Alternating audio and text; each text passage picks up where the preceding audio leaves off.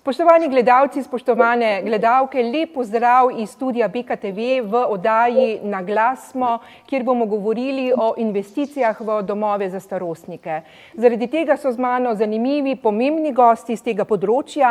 Na prvem mestu je tu Valentina Vehovar z Ministrstva za delo, družino, socialne razmere, socialne zadeve in enake možnosti. Lep pozdrav. Lepo pozdravljeni. Z nami je tudi Marko Slavič, direktor Doma Danice Vogrinec Maribor. Lepo pozdravljeni v naši družbi. Lep pozdrav vam in vašim gledalcem. Pridružila se nam je tudi nova direktorica Doma za upokojence Ptuj, gospa Vesna Šiplič-Horvat. Dobrodošli. Lep pozdrav tudi z moje strani. V naši virtualni družbi pa je tudi Franc Pukšič, župan občine Destrnik, ki sicer nima še doma za upokojence, si ga pa iz srca želijo. Lep pozdrav. Lep pozdrav tudi vam. Takole pa se bomo najprej kar lotili te zelo pomembne teme z področja, bomo rekli, kar državnega nivoja. Zato bomo najprej, gospa Vehovar, spregovorile midve, kakšno besedo. Poglejva na celotno državo. Več let se že čuti pomanjkanje domov za starostnike, v tistih domovih, ki pa obstajajo, pa je skoraj da primanjkuje postelj. Torej, kaj lahko država oziroma vaše ministrstvo zdaj ponudi? Obstajajo namreč 7-letne finančne perspektive. Je kakšen razpis, ki je zdaj aktualen oziroma jeseni je zagotovo bil? Drži, ponovno lepo pozdravljeni. Covid razmere so v preteklem letu in seveda tudi takoče kažejo na nujnost investicij v domove. Trenutno se kaže predvsem v nujnosti in potrebi prenov tistih domov, ki ne morejo prilagoditi dela in pa bivanja stanovalcem ukrepom za omejevanje in pa preprečevanje prenosa okužbe COVID. To so predvsem domovi, ki imajo 3 ali več posteljne sobe, ki ne morejo vzpostaviti tako imenovanih sivih in rdečih con. To so cone, v katerih se izolirano namesti stanovalce, ki imajo sum na okužbo ali ki so okuženi s COVID-19, oziroma domovi, ki ne morejo vzpostaviti tako imenovanih čistih in nečistih linij, ki omogočajo v bistvu preprečevanje prenosa okužbe med zaposlenimi in stanovalci. V letu 2021 in 2022 imamo glede na pretekla leta bolj ambiciozen proračun in sicer je predviden za leto 2021 15 milijonov in 2022 tudi 15 milijonov sredstev, integralnih sredstev. Načrtujemo pa tudi črpanje evropskih sredstev.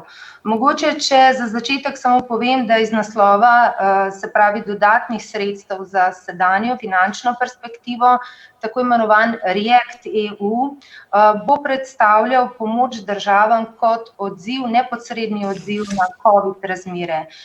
Iz tega naslova načrtujemo pomoč domovom, ki ne dosegajo standardov, kot sem uvodoma omenila, in v bistvu ne morejo zagotoviti izvajanja ukrepov preprečevanja in omejevanja okužb.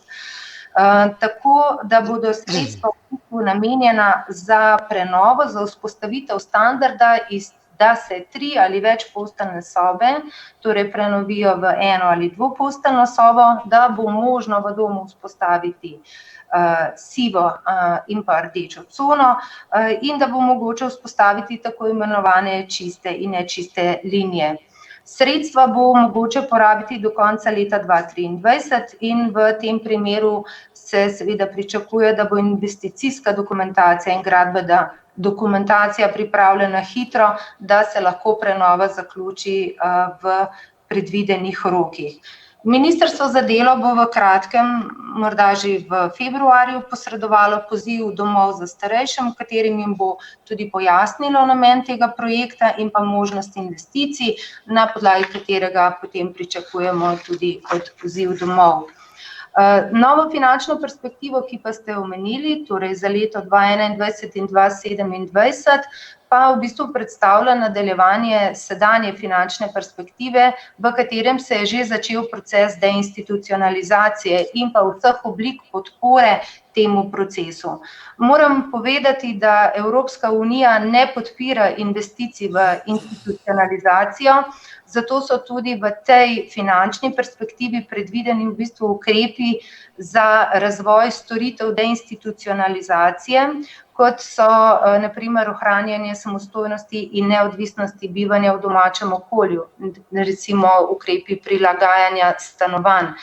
Glede investicij v domove pa smo uspeli nekako pripraviti predlog, ki bi kljub temu lahko sledil zahtevam Evropske unije, to pa so prilagoditve bivalnih enot za osebe z demenco oziroma tudi vzpostavitev bivalnih enot za ranljive skupine, kot so invalidi, osebe s težavami v duševnem razvoju in pa zdravju.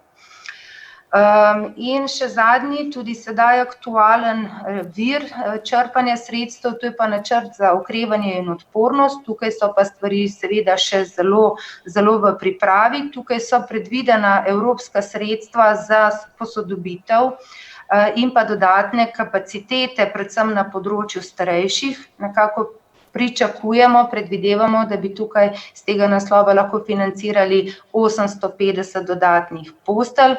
Kot sem rekla, je pa ta načrt še v pripravi, tako da končni rezultat, način financiranja, sam postopek še ni dorečen, več o tem tudi ne morem povedati. V tem trenutku se tudi zaključuje postopek javnega razpisa koncesij. Država seveda k vzpostavitvi javne mreže pristopa tudi na ta način, tako da zaključek pričakujemo konec meseca januarja, s katerim bomo nekako podelili 1100 mest.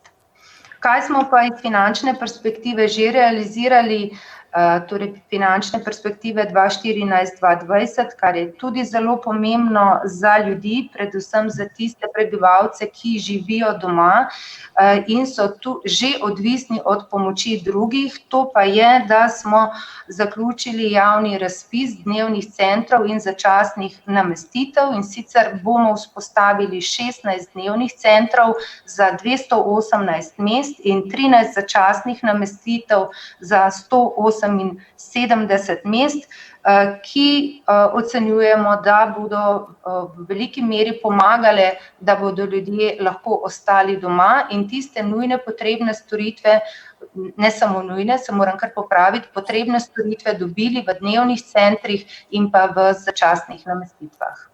Tako, najlepša hvala. Predno se ozremo v oba domova za starostnike, kako tam deluje to v praksi, pa gospod Pukšič, k vam. V občini sicer zdaj nimate še doma za starostnike, želite si ga. Kakšne potrebe so se pravzaprav izkazale? Ja, prav lep pozdrav vsem prisotnim na tej današnji konferenci. Veste, nekaj bom povedal kot župan občine in nekdo, ki se 25 let ukvarja že z politiko in ki tudi z državne ravni pozna problematiko. Tisti drugi del pa bo nekoliko bolj čustven, ker je vezan na mojo mamo, ki je v 92. letu starosti in tudi dementna. Že leta 2006 je občina Destrnik pripravila gerontološki načrt centra Urban, torej medgeneracijskega centra. In že takrat smo napisali, da bi v tem centru imeli tako institucionalno varstvo, dnevno varstvo, oskrbovalna stanovanja, vrtec in tako dalje. Žal je 2008 naša koalicija izgubila, torej 2004-2008, takrat smo gradili tudi dom v Radencih kot država, no in seveda v tej smeri se vse skupaj nadaljevalo, želelo nadaljevati. Od leta 2011, ko pa v državnem zboru ni več županov poslancev, pa so seveda te zadeve popolnoma zamrle.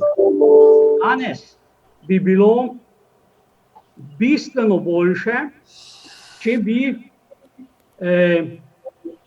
v zadnjih 10 letih zgradili domove. Bistveno boljše bi bilo tudi v tem času COVID-a. In takšni starostniki, pa prehajam sedaj na drugi del, če hočete, ki so dementni, pa v domovih, v drugem, tretjem nadstropju, seveda ni primerno za njih. Primerno za takšne ljudi je, da so približno v takšnem okolju, kot so živele. To pomeni najmanj, kar bi moralo biti, bi bilo to, da bi bili v pritličju, da bi imeli prosti izhod, dokler so seveda še lahko hodili, moja mama do marca. Od marca naprej, žal, kaj je COVID situacija, danes je samo v horizontali, samo na vozičku, pa ne to zaradi starosti, ampak seveda zaradi vsega tega, kar se je dogajalo. Bog ne daj, da bi kdo rekel, da so delavke in delavci v domu Ptuj, v katerem živi, za to odgovorni. Zato je najbolj odgovorna država, ker enostavno starejše ni poskrbela.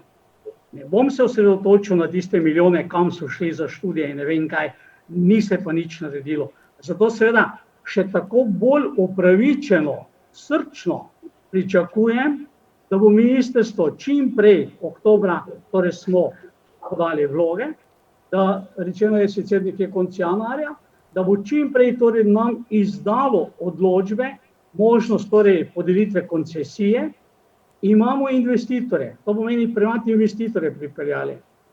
Ministrstvo je naredilo odličen razpis, ker je že v samem razpisu zahtevalo, da moramo opredeliti dnevno varstvo, da moramo opredeliti enote, manjše oziroma ne večje od 12 in tako dalje, da se bo dalo omejevati tudi to, COVID, vse ne vemo, dokler eno se čaka naprej, ampak da bomo čim prej prišli do tega in da bomo lahko začeli graditi in da bomo omogočili tem starejšim ljudem, ki tako ali tako kaj dosti več nimajo, pred sabo vsaj kvalitetno, normalno življenje. Vemo pa, da v naslednjih letih seveda število starostnikov narašča. Tako, najlepša hvala. Glede na to, da ste omenili dom upokojencev Ptuj, se bom, gospa direktorica, obrnila kar na vas. Se pravi, kaj kaže pravzaprav praksa sedaj, kaj se najbolj potrebuje v teh covidnih časih z področja investicij? Ja, lepo pozdravljeni še enkrat tudi z moje strani. Tako kot je gospod Pukšič in verjetno se bodo strinjali z mano tudi gledalci, je ta epidemija ali pa pandemija COVID-a dejansko popolnoma razgalila sistem zdravstvenega in socialnega varstva, ki spi že desetletja. Seveda ta problematika ni od včeraj, ni od preteklega leta, ampak dejansko žal je pač ta epidemija morala pokazati zares najbolj ranljive populacije, katerih je seveda tudi davek največji. V našem domu imamo smelo razvojno pot in investicijsko naravnanost že v bistvu iz časa, ko sem prevzela vodenje tega doma.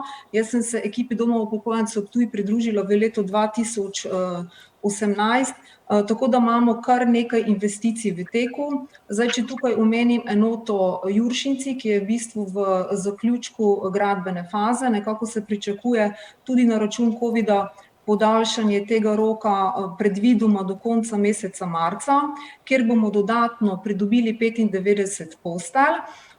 Ne gre za širitev mreže naših postelj, ampak gre za odpravo več posteljnih sob in pa seveda želimo si namestiti naše stanovalce v posebni obliki varstva, ki trenutno začasno bivajo v enoti Muretinci. Enoto Muretinci pa si v prihodnje želimo popolnoma specializirati za obravnavo oseb z demenco. Tukaj seveda prikimavam in pritrjujem gospodu Pukšiču. Treba je izkoristiti dane pogoje in naša enota Muretinci ima, da lahko ljudje bivajo v sožitju z naravo, v sožitju z živalmi in mi imamo 1 hektar parka, ki je res primeren za to sožitje z naravo in z živalmi. Potem imamo v teku investicijo ureditve kavarne z ureditvijo zunanjega parka z igrali, kjer želimo ponuditi mestu Ptuj nekako medgeneracijsko središče in pa kot našo kavarno nek prostor kulturnega in družabnega središča. V enoti Kidričevo pa trenutno prenavljamo oziroma urejujemo prostore mansarde, kjer želimo stanovalcem ponuditi večji večnamenski prostor, urejujemo tudi nove prostore fizioterapije, delovne terapije in pa pisarne naše vodje. In pa naši načrti za prihodnje. Javnosti je že znano, da je Dom upokojencev Ptuj uspel pravnomočno pridobiti gradbeno dovoljenje za izgradnjo nove enote v Žabji vasi, kjer je predvideno 150 postelj, od tega bo 20 postelj namenjeno za začasne namestitve, katere bodo lahko bodoči uporabniki koristili skozi celo leto, in pa 12 mest za dnevno varstvo. In tako kot je povedala tudi gospa direktorica, bo ta naša enota v bistvu zajemala res idealno organizacijo čistih, nečistih poti, da se bodo lahko prostori dejansko popolnoma prilagodili tudi tako zahtevnim časom, kot jih imamo zdaj. Pa imate... Ja, se opravičujem. Pa imate za to novo enoto že zagotovljena sredstva ali računate na ministrstvo, na državo? Ne, mi finančne konstrukcije nimamo zaprte. Dejstvo je, da smo se prijavili tudi na ta razpis za dnevne in začasne namestitve. Nekaj sredstev imamo še v bistvu iz naslova neporabljenih sredstev amortizacije, nekaj presežkov preteklih let in kot rečeno, finančna konstrukcija ni še v popolnosti zaprta. Predno se obrnemo še k gospodu Slaviču, mogoče odziv gospe Vehovar, tako na enega kot na drugega. Je ministrstvo po vašem mnenju dovolj naredilo ali bi lahko še malo več, da bi bili na terenu, v praksi, v domovih bolj zadovoljni? Torej, glede na razmere, ki so se lani pojavile, jaz mislim, da je ministrstvo naredilo oziroma se trudi vse, kar je v največji moči, da stopi nasproti domovom, in resnično smo v lanskem letu in letošnjem letu vložili vse napore, da se primarno ukrepi in sredstva zagotavljajo starejšim. Torej, to dajem tudi poudarek predvsem za domove za starejše, tudi seveda varstveno delovne centre in SVDV-je ne smemo pozabiti. Mislim, da investicije, ki sem jih uvodoma predstavila, oziroma možnosti črpanja sredstev in pa napoved, da je v proračunu za naslednje 2 leti sedaj 30 milijonov evrov, kažejo na to, da stopamo naproti domovom, se pa zavedamo, da so seveda pomanjkljivosti vlaganja v zadnjih letih ni mogoče nadomestiti v tako kratkem času, no. Tako, najlepša hvala. Gospod Slavič, pa še k vam, vaš dom, eden večjih v državi, zagotovo z vsemi svojimi enotami. Kaj se je pokazalo zdaj pri vaših investicijah v tem zadnjem covidnem letu? Zdaj, k vsemu, kar je bilo povedano, je zelo pametnega, kaj je težko dodati, morda iz operativnega nivoja in bom rekel tudi svojih izkušenj, ki gredo tudi na organizacijske rešitve, ki so recimo ta trenutek aktualne tudi v evropskem nivoju, ker imam pač nekako priložnost spremljati tudi razvoj storitev dolgotrajne oskrbe na tem evropskem nivoju preko raznih evropskih inštitucij. Lahko rečem samo to, da sem res vesel te neke krovne organiziranosti, ki se kaže skozi to, kar je direktorica direktorata gospa Vehovar povedala, namreč gre za izjemno kompleksen sistem. Namreč tukaj znanja, ki potem poseže na operativni nivo organizacije, potreb ljudi, ki jih je lepo opisal župan, ki jih čuti ne samo čustveno. Veste, čustva pri starejših predstavljajo temelj naše organizacije, ne samo strokovna zdravstvena doktrina, gre za ohranjanje dostojanstva ljudi. In tako, kot je župan lepo povedal, kadar seveda ni možnosti odpeljati stanovalca z demenco hitro v naravno okolje, nam vse, bom rekel, te velike strategije padajo.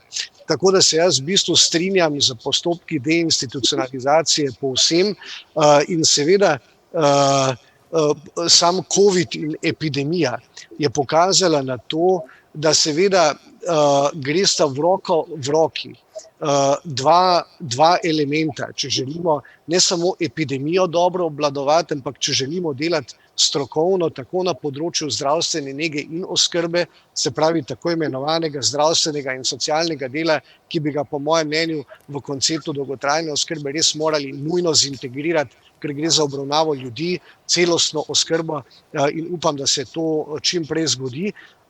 Tako da je moje mnenje tu sledeče, da bomo seveda, da so torej ta dva elementa ne samo infrastruktura, to se pravi in znanje obvladovanja epidemije, ki se je pokazalo kot ključno.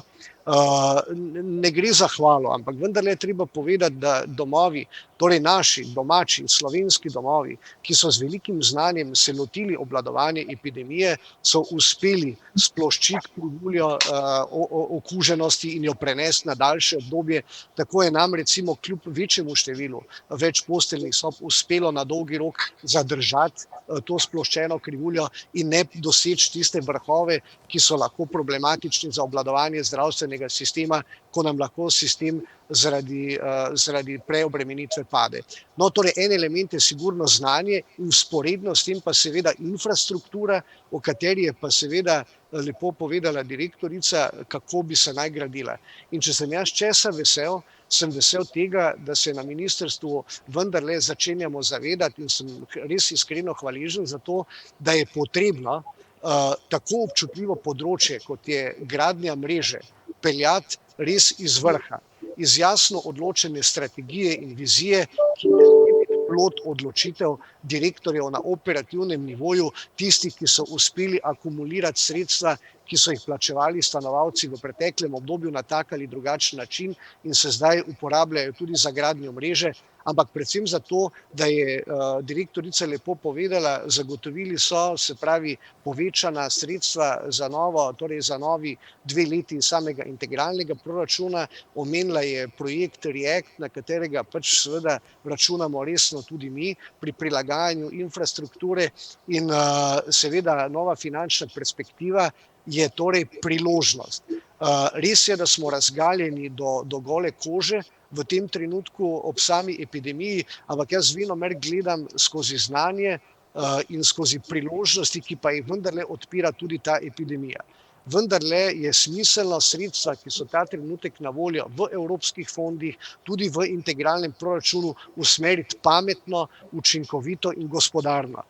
In če se bodo usmerila na način, kot je gospa Vehovar povedala, potem bomo v tej družbi uspeli poskrbeti za tiste, ki so pomoči najbolj potrebni in to ne kot plod, ne nazadnje, tudi zasebnih kapitalskih interesov, ampak interesov ljudi, interesov 92 let stare mame od gospoda Pukšiča in vseh ljudi, ki smo jim dolžni zagotoviti učinkovito in uspešno javno mrežo.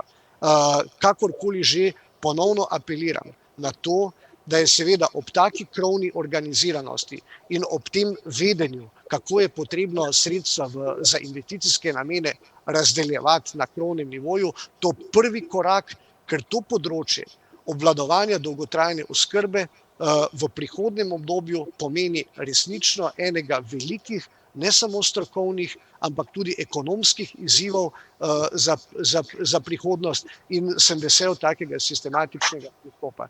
Upam, da tudi mi v nekih nadaljevanjih razvojnega programa doma, ki je nenazadnje zaslovel po tem, da je osvojil prestižno nagrado najboljšega doma v Evropi, zaslužimo to pozornost.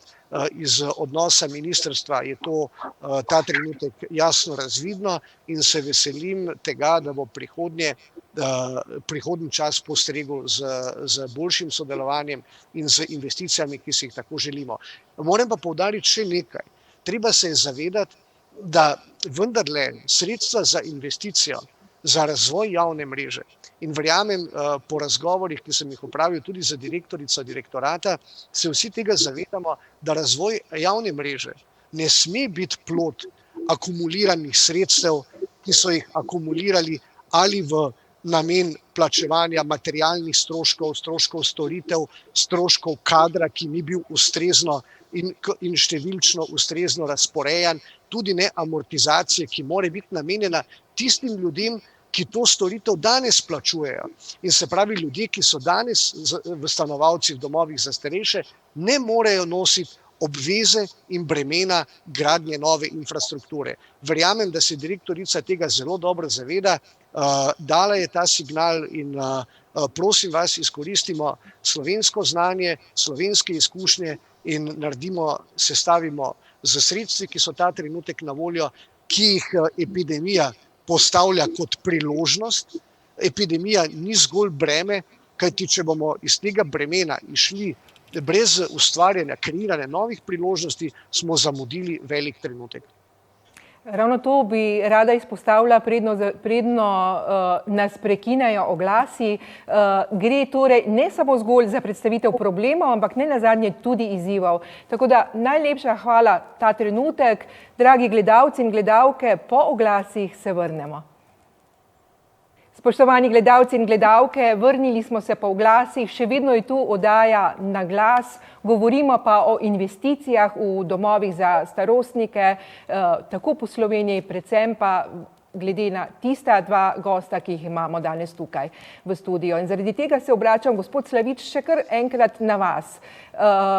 Pred covidnim letom ste zagotovo imeli tudi načrt financiranja oziroma investicij v vaše, bom rekla, tako stavbe, predvsem pa v boljše kakovostno bivanje vaših stanovalcev. Da, drži. Poglejte, koncept, ki ga ima Danica zapisana v svojo vizijo in razvojno strategijo, temelji na najsodobnejših evropskih konceptih in seveda se mi zdi škoda vendarle izgubljati časa za to, da bi razlagal, kakšne prostore, kje, kaj, zakaj je treba seveda zagotoviti. Vsekakor gre za usmeritve, ki so skladne s tem, kar je povedal gospod župan, prilagajanje storitev, torej infrastrukture ljudem na njihove potrebe, ne na potrebe, ki v bistvu niso realne. In seveda dejstvo je, da to terja vložek države. Ministrstvo je ta trenutek prevzelo situacijo, kot smo že povedali, ki se ni zgodila včeraj, situacija, ki je plod dolgoročnega zanemarjanja tega področja, ki, poudarjam, ne sme iti samo v smer razvoja institucionalne skrbi za starejše, ampak prav v to kombinacijo, ki je gospod župan nakazal, torej ohranjanje življenja ljudi v tistem okolju, v katerem so se nenazadnje rodili, kjer poznajo svoje sorodnike, kjer poznajo svoje sosede, kjer ohranjamo tisto temeljno, bistveno kvaliteto življenja in to je življenje z ljudmi, s katerimi smo nenazadnje preživeli velik del svojega življenja. In vse naše strategije gredo v smer oblikovanja ravno teh celovitih centrov, če jim tako rečemo, ni ravno najbolj prijazna beseda, ampak vendarle, če hočemo reči, rajše rečemo sredin, ki zagotavljajo hkrati podporo vsem skupnostnim oblikam skrbi za starejše, tako nekaj seveda tudi institucionalne skrbi, ki mora biti namenjena v delu postelj, na katerih skrbimo za starejše, iz tistega okolja, kjer je taka dislocirana enota locirana in seveda potem iz podpore ljudi v medgeneracijskih centrih, ki so še kako dobrodošli, da v bistvu zaobjamejo to celovito storitev in seveda, ko to zmoremo in mi seveda v dokumentih identifikacije investicijskih projektov, ki že stojijo, nekateri so tudi že blizu pridobitve gradbenega dovoljenja, so stvari zastavljene. Seveda je meni zelo jasno, da država ne more z levo roko zagotoviti financiranja vseh sistemov, ki bi jih bilo treba kontinuirano razvijati, ne samo na področju dolgotrajne oskrbe. Seveda gre za pritiske na področju zdravstva, javne uprave, podpore gospodarstva in mi se seveda moramo zavedati, da sredstev v integralnem proračunu za te namene ni, če nimamo kreiranega in usposobljenega gospodarstva, ki bo sposobno zagotavljati integralni proračun, kajti jaz sem še kako se zavedam, da seveda direktorica direktorata nima v rokah čarobne paličice, ker bi verjetno z veseljem razdelila sredstva za to, da bi bila mreža optimalno in kvalitetno organizirana po meri starejših. Ampak ta trenutek, velikokrat sem to že rekel, je še priložnost, da zaustavimo morda kakšne zgrešene odločitve, kakšne zgrešene poteze in dejansko postavimo te gobice po Sloveniji, ki bodo kot medgeneracijski, večgeneracijski, skratka središčni centri za življenje vse lokalne skupnosti suportirali predvsem življenje tistih, ki dejansko zaradi svoje socialne izolacije, socialne ranljivosti to najbolj potrebujejo, in to so starejši. In jaz seveda zdaj pričakujem in imam tako zagotovilo, torej zagotovilo, osnovno podporo in razumevanje, da se čim prej lotimo zaključka v bistvu tega našega strateškega planiranja z zagotavljanjem tudi zaprtja finančne konstrukcije, ki pa je v našem domu nikakor ne bomo prevalili na pleča naših uporabnikov, nezaposlenih, in bomo seveda z največjim trudom, znanjem in energijo podprli vse potrebe resornega ministrstva, ki bodo pri iskanju priložnosti za to, da se seveda javna mreža zgradi tako, kot je potrebno, in da bo Dom Danice Vogrinec razporedil svoje kapacitete iz teh večposteljnih sob tako torej na osnovi večjih sredstev, o katerih govori gospa Vehovar v novem proračunskem obdobju, tako na osnovi programa REACT, na osnovi nove finančne perspektive, in da bomo končno, ne samo z znanjem, kot najboljši dom v Evropi, postali primer najboljše evropske prakse, za katero zagotavljam, jo lahko tudi tržimo in prodajamo kot zgled in plod lastnega znanja pri kreiranju takih sistemov, in jaz res računam, da bomo skupaj z kolegi iz ministrstva ta investicijski proces čim prej pripeljali do trenutka, ko bo postal opremljiv in se bodo začeli videti obrisi gradenj in nenazadnje perspektivne oskrbe. Tako, najlepša hvala, gospa Vehovar. Poglejte, kaj pa v tistih občinah, kjer domov za starostnike še ni? Kakšne pogoje morajo pravzaprav izpolnjevati? Verjetno ne, da so zgolj določile, katero zemljišče imajo, ampak morajo že imeti verjetno projektno dokumentacijo urejeno. Glejte, to se nekako ne določa na ravni občin. Nekako pokritost institucionalnega varstva ureja resolucija socialnega varstva, sicer je prenehala veljati konec leta 2020, vendar je določala 4,18 ciljno pokritost pri skupini starejših nad 65 let, in sicer se to gleda na ravni upravnih enot. Tako da v Sloveniji so domovi za starejše v vseh upravnih enotah, razen v upravni enoti Ruše. Torej, javna mreža se ne določa na ravni občine, ampak na ravni upravnih enot. Res pa je seveda, da so občine tudi ključni partnerji pri zagotovitvi dodatnih kapacitet, in zlasti oni nam pomagajo s pripravo ustreznih občinskih prostorskih aktov, v katerih določijo cilje in pa izhodišče prostorskega razvoja občine. Druga pomembna stvar je pa seveda način financiranja tovrstnih novih kapacitet oziroma razvoja javne mreže. Kot smo rekli, ena možnost je iz proračuna, ki do leta 2021 ni bila finančno podkrepljena, torej sredstva za investicije so bila zelo majhna in niti niso bila možna za namenjanje gradenj domov.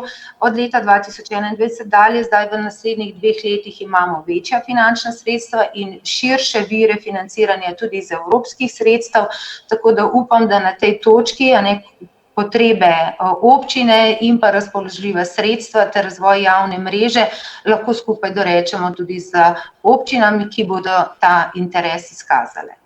Najlepša hvala, gospod Pukšič, beseda je vaša. Na nek način sem opazila, da ste dvignili roko. Ja, hvala lepa. Zelo zanimivo je bilo slišati. Dejstva so pa naslednja. Direktor Danice Vogrinec je povedal, kako se bi naj financiralo. Jaz se sicer ne bom, ker nimam časa, spuščal v sistem financiranja, kakšen je bil na Ptuju, vem, koliko dajem sam osebno in vem, koliko občina plačuje in vem, kaj se z tem denarjem delalo. Tudi na ministrstvu vedo, da je Ptuj gradil dom tudi v Kopru. Torej, s katerim denarjem z tem ni prav, ampak pustimo, ne bom se tega dotikal. Strinjam se to, kar je direktor Danice Vogrinec rekel. Najbolj bistveno je, da ohranjamo življenje ljudi, kolikor se le da, približno tam, kot so živele. Idealna rešitev, celo za vzor, je lahko ne samo v Sloveniji, ampak širše. Imamo dom na Ptuju, dovolj velik, 700 enotami z tema dvema okrog. Potem imamo Juršince, imamo sedaj pa dve vlogi, torej Destrnik in Hajdino. Glejte, vsa sredstva, ki jih ima na razpolago ministrstvo, tako državna kot iz raznih programov COVID-a in tako dalje, je resnično najbolje, da se porabijo za ureditev domov, ki seveda niso primerne za starostnike, ki se je izkazalo, pokazalo, žal tudi največjo ceno so plačali. Torej, za ureditev in seveda izključno za programe. Prej je bilo eno vprašanje, torej, po mojem, evre bi jaz razdelil tako neke investicije in programi. Kdo investicije? Investicije naj grejo sredstva, ker jih je dan v tem trenutku dovolj. Torej, privatna sredstva, ki so zainteresirani, da domove gradijo. Ti domovi seveda bodo funkcionirali, ker bodo imeli koncesijo pod nadzorom ministrstva. To pomeni nič, bog ne slabše, kot katerikoli, če bo koncesijo bo lahko izvajal, seveda, če je kvalitetno, torej to tudi delo. To pomeni, tu je po mojem sedaj naloga ministrstva. Prej je bilo eno vprašanje, ali je ministrstvo za delo, družino naredilo dovolj v tem času COVID ali ne.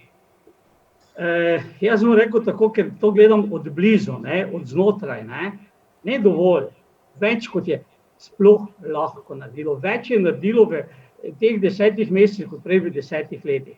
V 10 letih je šlo 100 milijonov za študije, namesto bi lahko imeli 10 domov, v teh 10 mesecih je resnično in kapo dol.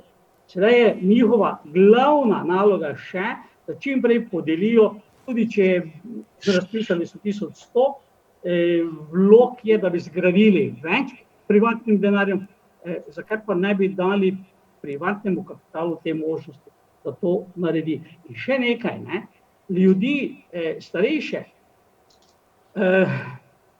torej spravljati v ene centre, ali pa jih razpršiti okoli, sedaj nam je vse pokazalo, celo domove želimo imeti po 12 enot maksimalno, kaj šele, da bi več domov, bom rekel, na enem kupu gradili, če pa imamo možnost, v tem trenutku imamo v Sloveniji možnost, to javno mrežo razpršimo, kar bo seveda in kvaliteta življenja in seveda obramba pred COVID, takšnim ali drugačnim, bistveno boljša. V občini Destrnik imamo že 10 let pripravljeno gradbeno parcelo za izključno dom za starejše, 10 let. Pa veste koliko? Ne 20 arov, 1 hektar, ker se zavedamo, ker vemo, da bomo imeli poleg tega, da bodo v domu torej dementni ljudje, ki rabijo svoj prostor, bo seveda v tem domu tako začasna namestitev, bodo dnevni centri in tako dalje, in to je prav. Jaz se seveda osebno želim še kako neko povezavo narediti tudi z otroškim vrtcem, ampak v tem trenutku vsega ne moremo. Jaz sem vam povedal, 2000 bo imeli planirano dom za starejše plus vrtec skupaj, ampak potem se je pač politika žal spremenila. Skratka, želim, da se to čim prej izpelje in da, veste, za naše starejše, za naše starše. Jutri sem že jaz na vrste, pojutrišnjem ste pa vi. Takrat se boste pa spomnili, ali smo vse naredili ali ne. Dajmo narediti, zaslužijo si. Če ne bi bilo naših prednikov, potem ne bi bilo tudi ne nas. Če njih ne spoštujemo, potem tudi sebe ne spoštujemo. Hvala lepa. Takole, najlepša hvala, gospa Šifič Horvat, izvolite, beseda je vaša. Kar omenjen je bil v tem zadnjem delu Ptujski dom upokojecev, tako da izvolite. Glejte, jaz se sicer ne želim spuščati v zgodovino doma upokojencev Ptuj, ki je nenazadnje tudi vsem kristalno jasna in poznana. Dejstvo je, da v bistvu dom v preteklih letih v predprejšnjem vodstvu seveda ni zagotavljal ustrezne kadrovske strukture, dom je bil kadrovsko izrazito podhranjen, ampak pustimo to. Za vse to je vedela takrat tudi država in seveda kot javni zavod, katerega ustanovitelj in lastnik je Republika Slovenija, je težko zdaj kakorkoli gledati nazaj na neko preteklo zgodbo. Strinjam se z županom, tudi z direktorjem Slavičem, skratka nenazadnje tudi v Spodnjem Podravju je nenazadnje zdaj zelo velik trend in interes večjih županov. Tudi občina Majšperk, tudi občina Markovci, občina Videm si že dolga leta prizadeva, ampak vsi nekako razmišljajo in velja še ta miselnost, da je dom z 150 posteljami nekako finančno vzdržen in tudi kadrovsko se takrat najlažje pokriva. Ampak vsi bomo mogli tu narediti miselne procese. Seveda je treba starejšim dati priložnost, da si izberejo storitve, ki jih potrebujejo pod enakimi pogoji v okolju, v katerem jim je blizu, jim je domač in v katerem si želijo bivati seveda tudi na jesen svojega življenja. In tukaj bo potrebno to miselnost premakniti in seveda podpreti zgodbe manjših enot, ob tem pa ne smemo pozabiti, da je predpogoj, da se ustrezno uredijo kadrovski normative, da se mora sprejeti tudi težko pričakovani zakon o dolgotrajni oskrbi, da je potrebno urediti demografski sklad in da vsi skupaj omogočimo tudi našim generacijam in se odgovorno pripravljamo na lastno starost. Tako, najlepša hvala, zdaj pa bomo si vzeli zopet čas za oglase. Dragi gledalci in drage gledalke, lep pozdrav, spet smo v oddaji Na glas, kjer govorimo o investicijah v domove za starostnike. Pa se bomo zdaj posvetili pravzaprav Ptujskemu domu. Kaj je tisto, kar res najbolj nujno zdaj potrebujete in pri čem bi vam lahko državo in pristojno ministrstvo tudi pomagalo? Če sem prav razumela, to vprašanje za dom upokojencev Ptuj, ne? Tako. Za dom upokojencev Ptuj. Ja, skratka, to, kar je neurejeno področje, poleg vsega tistega, kar smo dejansko že omenili in terja sistemske rešitve, in tudi tukaj na tem mestu naj jaz res pohvalim prizadevanja in pa posluh sedanje sestave na čelu z ministrom in njegovo ekipo, da dejansko v vseh teh 20 ali pa 15 letih domovi nismo dobili kot pa v obdobju žal koronavirusa. Najbolj pereče področje, ki ga jaz osebno vidim, je področje paliativne oskrbe.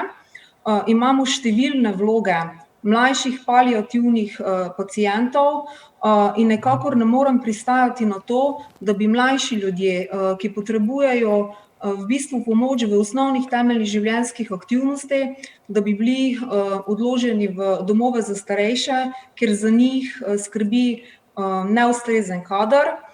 Seveda bi bilo nujno potrebno narediti poklic tako težke branže, kot je socialno varstvo, bolj privlačen za mlade. Po mojem mnenju je usmerjeno izobraževanje tisti predpogoj, ko si nekako vzgajamo mlade ljudi, da bodo lahko res empatično in po principu, ki si ga starejši ljudi zaslužijo, tudi ustrezno oskrbovane.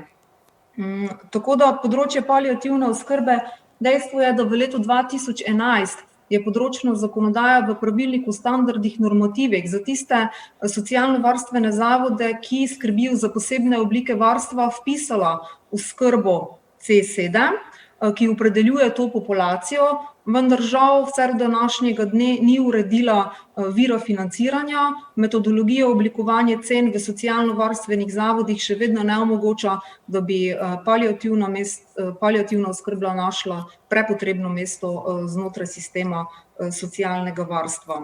Tako kot smo povedali, starajoča družba, vedno večje število oseb z demenco. Jaz sem zelo vesela, da smo mi v naši enoti Muretinci prišli na najsodobnejši koncept obravnave oseb po konceptu osebnega spremljanja.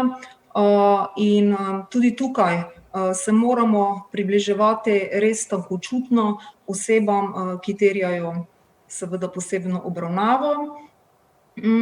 Potem se lahko navežem tudi na te posebne oblike varstva, ki jih od leta 2018 izvaja tudi naš dom, se pravi za mlajše ljudi, za katere moramo skrbeti po posebnem programu. Jaz sem zelo vesela, da smo za te ljudi uspeli pridobiti tudi kooperacijska dela in da se lahko tudi z svojim vložkom nekako dokažejo in dobijo tudi manjše nagrade, ki potem ljudem zelo veliko pomenijo.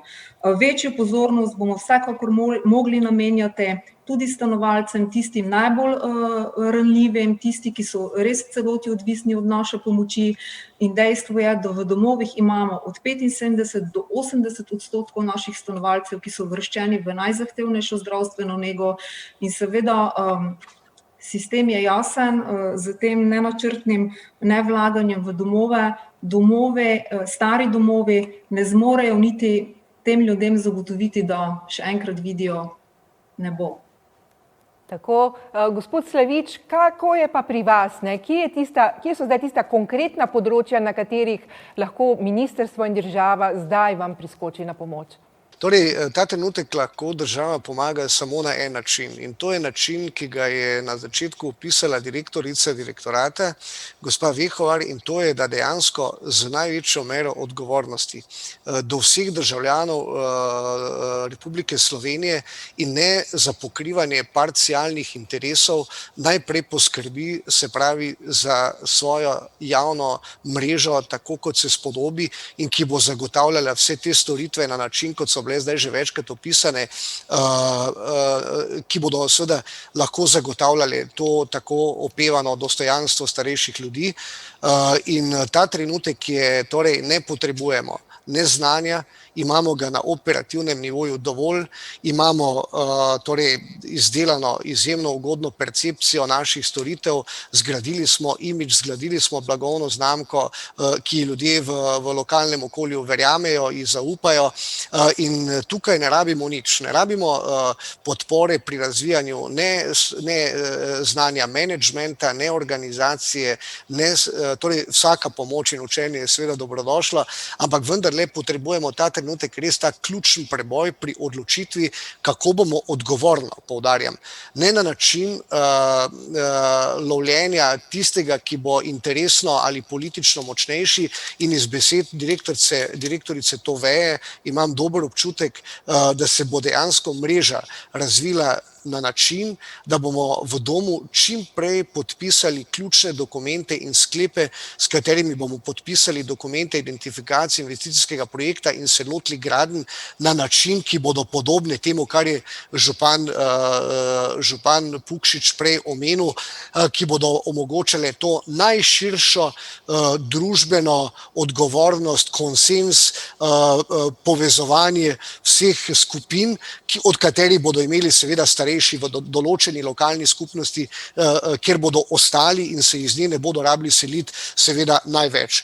In če bomo dosegli to podporo, potem seveda jaz lahko zagotovim, da bomo z vsem strokovnim znanjem oblikovali dejansko najsodobnejši, najkvalitetnejši, lahko zagotovim, čeprav zgleda to zelo samozavestno, ampak veste, Slovenija ima svetovne prvake, Slovenija ima evropske prvake, ne samo v športu, tudi v ekonomiji, tudi ne nazadnje, zakaj jih ne bi imela v javnih zavodih, in jih ima.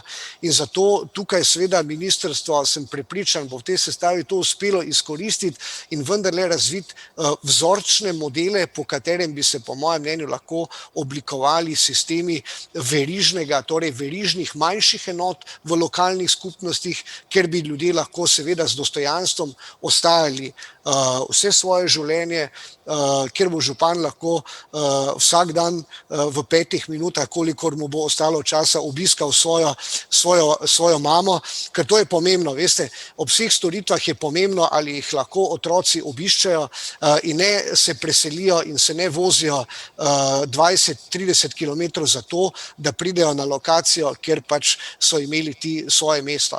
Jaz iz besed ponovno poudarjam, ne govorim zato, ker bi to moral, ker bi kalkuliral, ampak čutim ta interes ministrstva, da bo ta sredstva razpršilo fair in seveda jaz pričakujem, da bi na našem primeru lahko vzpostavili izjemen model dobre prakse, ki se pri nas seveda mora tudi nadaljevati z enega razloga, kajti ministrstvo je pri nas v preteklih letih sofinanciralo izgradnjo podpornih služb pralnice in kuhinje prav z namenom podpora dislociranih enot, ki seveda zaradi tega ne potrebujejo investicije v drage pralnice, v drage kuhinje, v opremo pralnic, v opremo kuhinj, ne nazadnje v kadrovske zasedbe, ne nazadnje v vzpostavitev novega informacijskega sistema in ne nazadnje boleče tudi ne vzpostavljanih novih šefov in vodstev, ki dejansko porabljajo denar, ki bi ga lahko namenili za vsebinske programe in za starejše, če nam je do njih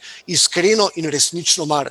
Torej, res ponujam roko, pošteno sodelovanje in vse možnosti, ki jih ima ministrstvo z nami in jaz sem prepričan, da bomo uspešno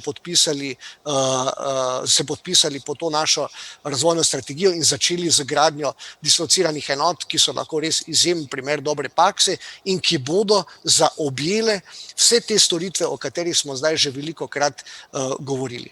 Tako, najlepša hvala, gospod Pukšič. Tako kot ste prej omenili čustveno, ste tudi zdaj bili čustveni, ko je omenil gospod direktor vašo mamo. Je to tista kakovost bivanja, tisto ta pravo, kar mora biti, kaj ne da? In da so seveda naši predniki v bližini. Veste, tako lepo se počutim, da sem še vedno froc, ker še imam, hvala Bogu, živo mamo. In pravijo, otrok se tako dolgo, kako dolgo imaš starše in seveda sem in bom vse naredil, da bo pač moja mama živela, koliko se pač da kvalitetno.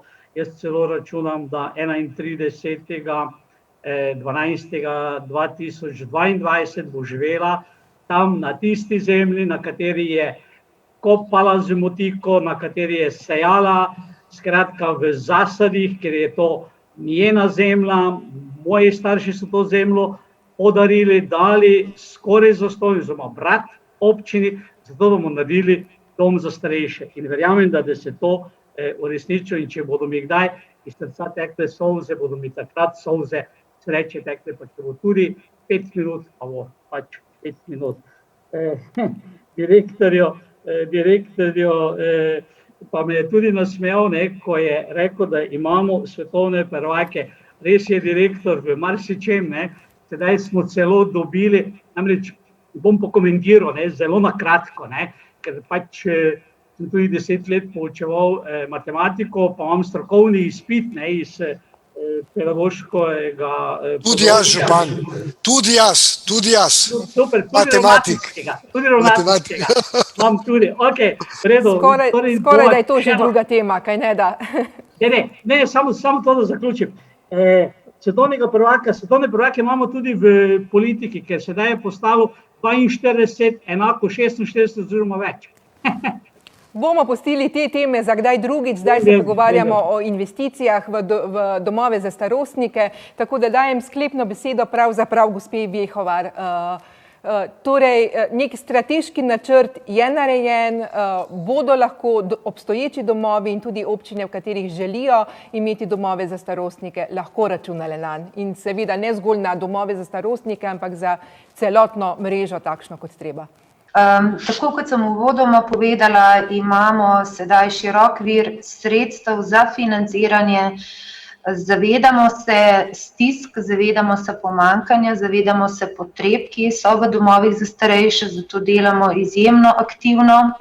So pa seveda smeri razvoja enake kot v Evropski uniji, vsi strmimo k deinstitucionalizaciji, primarno, da zagotovimo bivanje starejšim oziroma osebam, ki so potrebne pomoči doma, v domačem okolju, in pa seveda s prenovo, izgradnjo institucionalnega varstva na način sodobnih oblik deinstitucionalizacije, ki seveda upoštevajo potrebe posameznikov. Morda bi se samo vrnila na gospo Vesno Horvat, ki je omenila potrebo po odraslih pod 65 let. Tudi tu je v teh projektih predvideno, prepoznamo približno 1000 takšnih stanovalcev, za katere bi v okviru nove finančne perspektive gradili bivalne enote, ki bodo prilagojene njihovim potrebam. Na tem mestu bi se tudi jaz izjemno zahvalila za razumevanje, za pomoč tako skupnosti socialnih zavodov kot vsakemu od domov za starejše in drugih izvajalcev, da razumejo tudi položaj ministrstva. Tukaj smo njim na voljo za pomoč in vsakdo, ki bi imel v zvezi s tem kakršnakoli vprašanja, ki smo jih danes odprli ali nakazali teme, se lahko obrne na nas in bomo seveda v najkrajšem času skušali organizirati sestanek oziroma dati pisna pojasnila. Tako, najlepša hvala vsem mojim sogovornikom za, bomo rekli, razbistritev, razjasnitev nekaterih problemov, predvsem pa izzivov, ki jih čakajo torej v naslednjih letih. Vam, dragi gledalci, pa hvala za pozornost in nasvidenje. Svidenje. Svidenje. Svidenje.